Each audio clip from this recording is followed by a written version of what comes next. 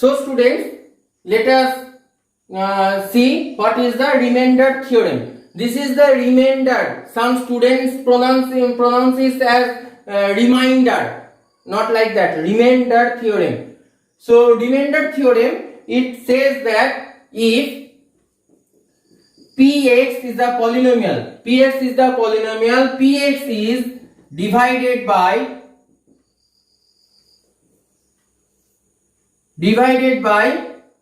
x minus alpha. X is the variable, alpha is any number, any constant. So if Px is divided by x minus alpha, then P alpha is the remainder of, P alpha is the remainder. If Px is divided by x minus alpha, then the remainder will be P alpha. How it is coming? Let us see how it is coming. I am taking one example. Px equals to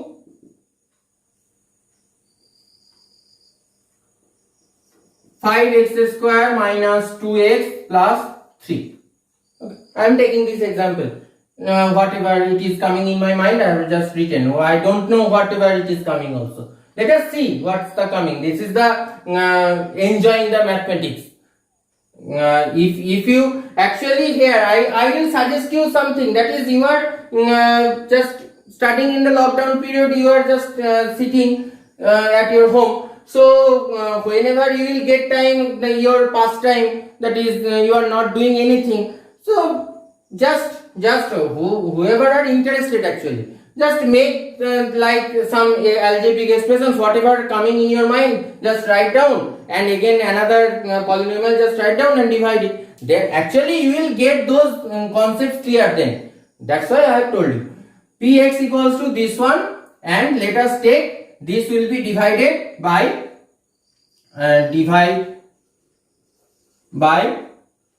x minus 2. Let us see what is happening. Okay, so let us divide, and you can revise this one from here also. 5x square minus 2x plus 3. How to divide? I am just revising here. So the first term here it is x. The first term here it is 5x square. Here the first term is x. Here the first term is 5x square. We have to make this, we have to multiply something with this x to get 5x square. So definitely to get 5x square from x, we have to multiply this x with 5x. We have to multiply this x with 5x to get 5x square. So definitely we have to write here 5x. 5x into x, it is coming 5x square. Then 5x into minus 2, it is coming minus 10x. One thing you have to keep in mind here, that is the first term you have to match here. The first term, whatever the first term it is coming, you have to match here. And also the multiplying with this question part, multiplying with this, whatever it is coming, that will sit at the first position. That is obvious case. But the second or the third or the other portions, you have to see which degree is coming. Here it is coming 5 into 2, 10, and also the degree is coming x only. So suppose here it was cube, square, other things, if it was there. So suppose it was 5x cube minus 10x square plus 2x or minus 2x plus 3. If it was the polynomial, then this 10x term, 5x into 2, this 10x term must have to sit with the similar degree term. Here minus 2x were here, so it should be sit under that one, not under this one.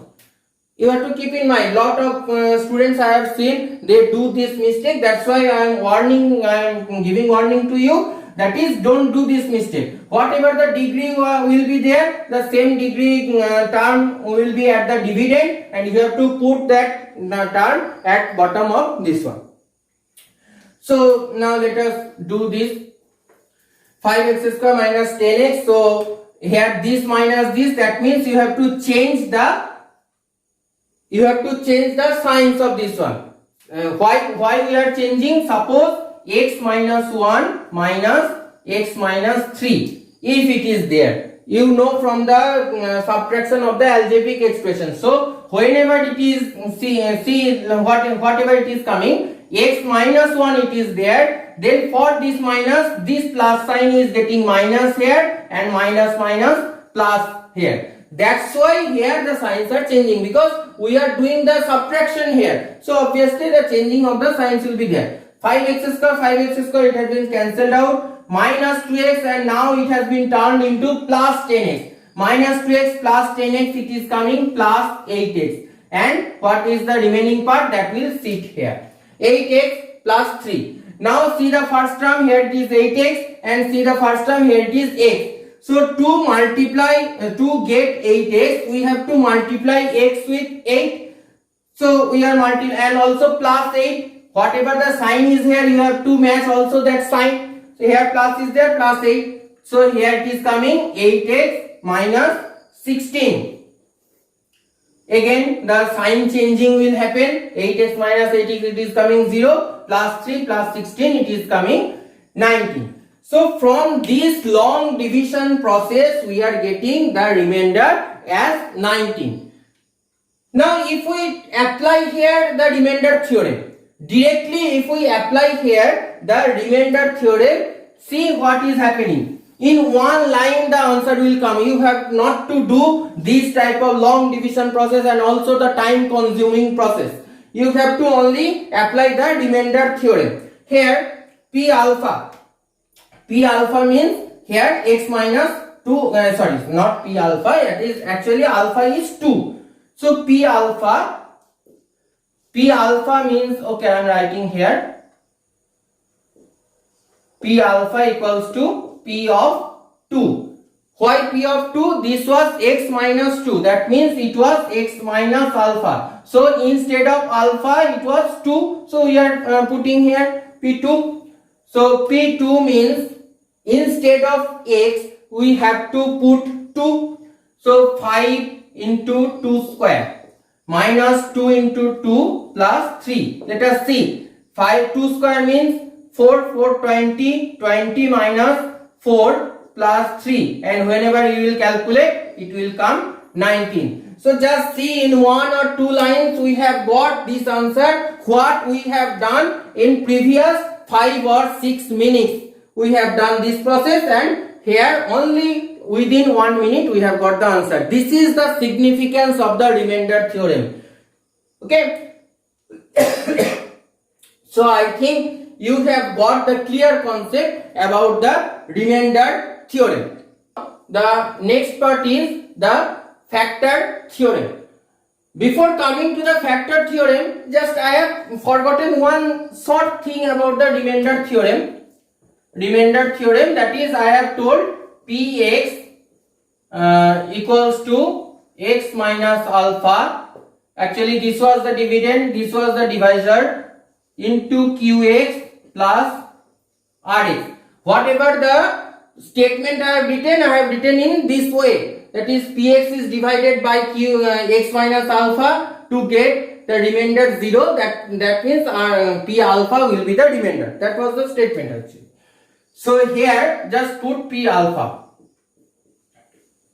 See why it is coming. That's why I am saying you. P alpha means alpha minus alpha. Okay, I am writing here alpha minus alpha into q alpha plus r alpha. So alpha minus alpha, it is 0. So 0 into q alpha, it is coming 0. So definitely it is coming 0 into q alpha plus r alpha, and so it is coming r alpha.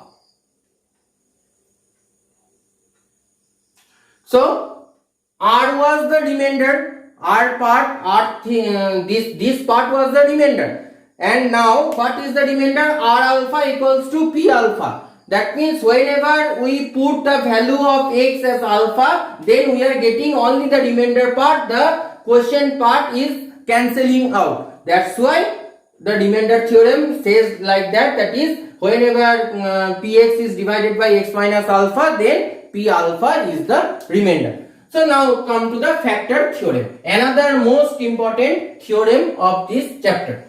Factor theorem says that the same type of statement. If px is a polynomial, px is divided by px is a polynomial of degree 1 or more than 1 degree. So we call, in general, we call those as polynomials. So I am not repeating that. If px is divided by x minus alpha, then just recap one part. At the first part of the video I have told, that is, if what I have told, that is x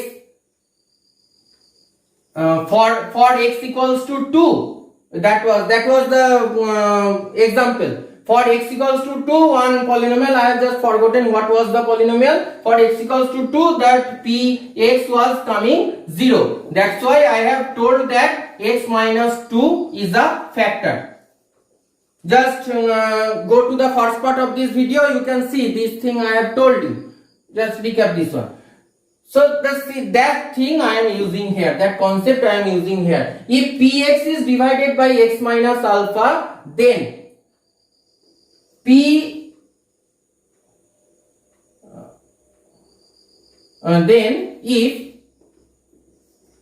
p alpha equals to 0, then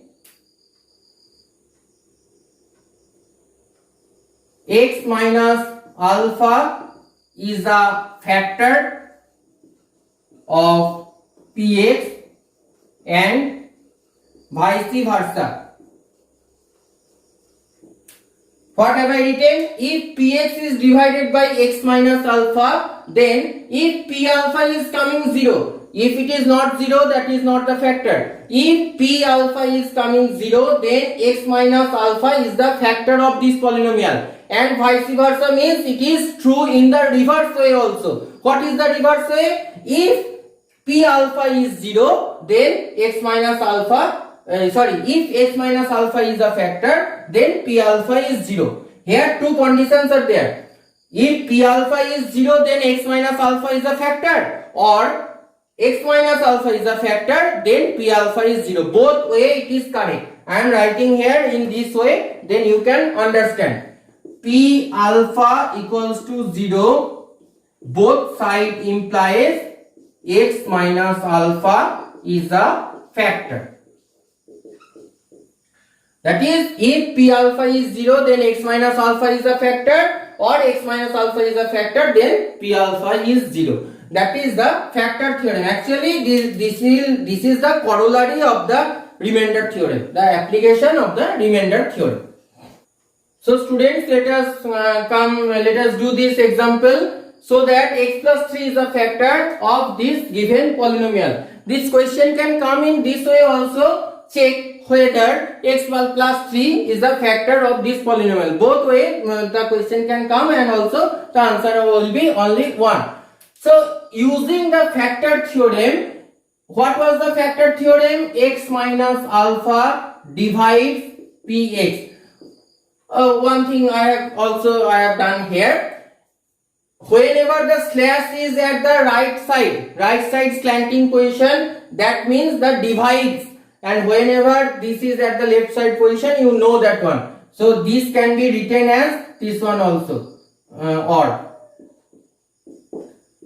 px divided by x minus alpha. Okay, both side it is correct. X minus alpha is dividing px, or px is divided by x minus alpha. And those will be required in the higher mathematics. So, okay, x minus alpha is dividing px. Here what is dividing px? X plus 3 is dividing px. So x minus alpha equals to x plus 3. That means if x are being cancelled out, that means minus alpha equals to 3. That means alpha equals to minus 3. Actually, I have shown this for matching this statement with this one. In exam or in your copy, you will directly write x plus 3 is a factor. You have to check x plus 3 is a factor, or you have to just make it out. So that means you will directly write let x plus 3 equals to 0 implies that x equals to minus 3.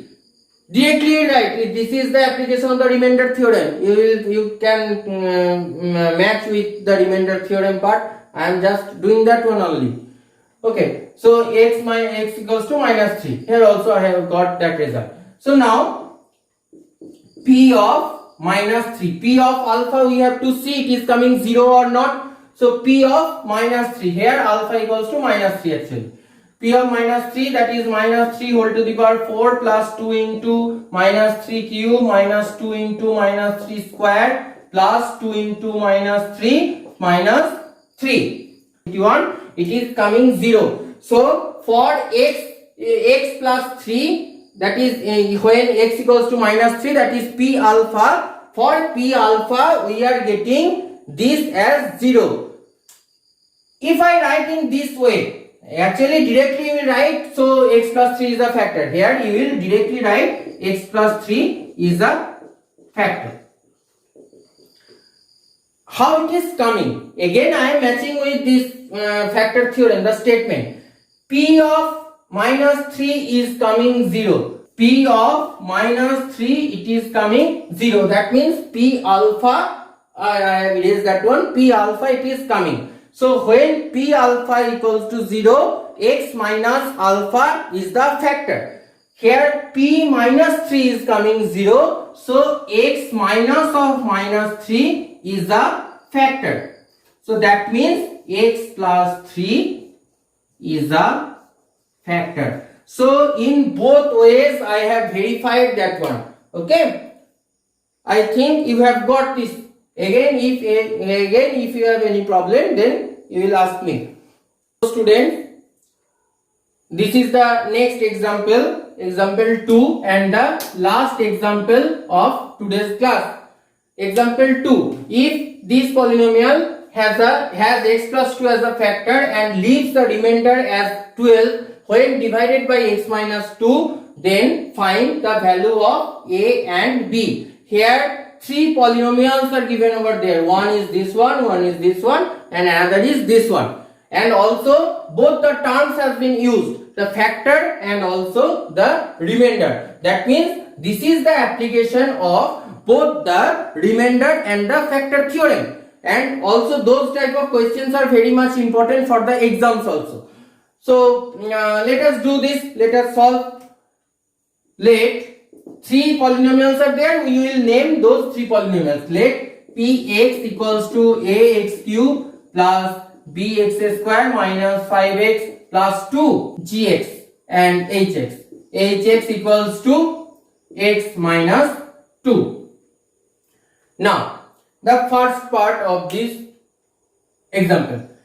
This polynomial has x plus 2 as a factor. That means according to the factor theorem, x equals to minus 2, that is p of minus 2 will be 0. Px is divided by x plus 2.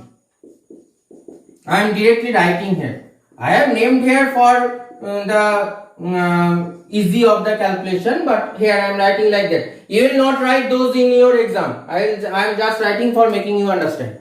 So px is divided by x plus 2 and x plus 2 is a factor. By factor theorem, if px is divided by x minus alpha, by factor theorem it was if px is divided by x minus alpha and x minus alpha is a factor, then p of alpha was 0. This was the factor theorem. So the same logic will be applied here. So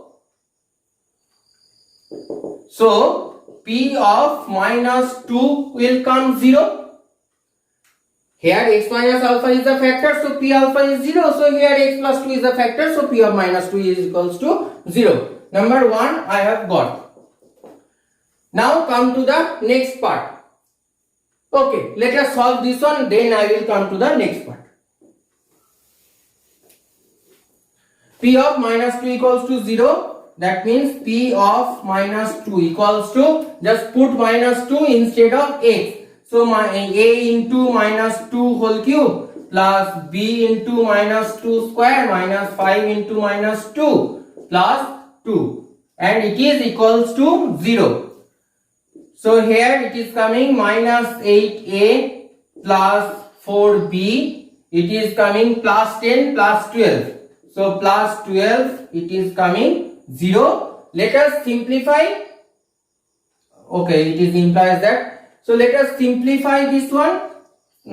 So let us take 4 as common and also minus 4 as common. So for minus 4 as common, 2a minus b minus 3, it is coming 0. So simplify again, 2a minus b, it is coming 3, and this is number 1 equation. Just see, this is number 1 equation we have got. This is not number 1, we are not writing.